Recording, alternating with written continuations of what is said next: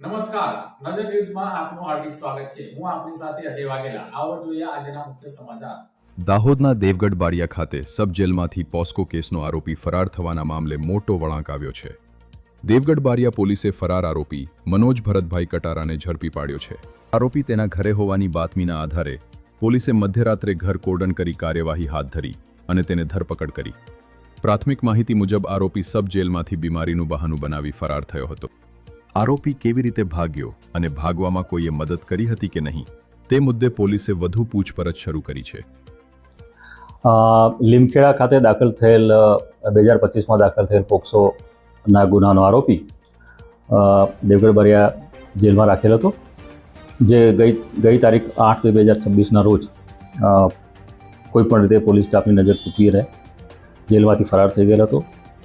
તે આરોપીને પકડી પાડવા માટે પંચમહાલના in-charge range IGP Shri Sandeepsinh સાહેબ તથા પોલીસ અધિક્ષક શ્રી રવિરાજસિંહ જાડેજા સાહેબનાઓએ અમને સૂચના આપી, જે અનુસંધાને અમારી ડીવાયએસપી લીમખેડા ડિવિઝન તથા લીમખેડા દેવગઢ બારિયા પીઆઈ શ્રી રાજપૂત સાહેબની સૂચના આપી અને એલસીબી એસઓજીની ટીમો બનાવી અને આ ભાગેલા આરોપીને શોધવા માટે સઘન પ્રયત્નો કરતા આ આરોપી અમને તેના ઘરેથી મળી આવેલ, જે આરોપીને હસ્તગત કરી ગુનો દાખલ કરેલ છે.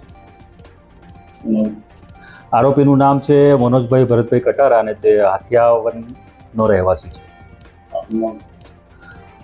હું એક કલાસવા છું.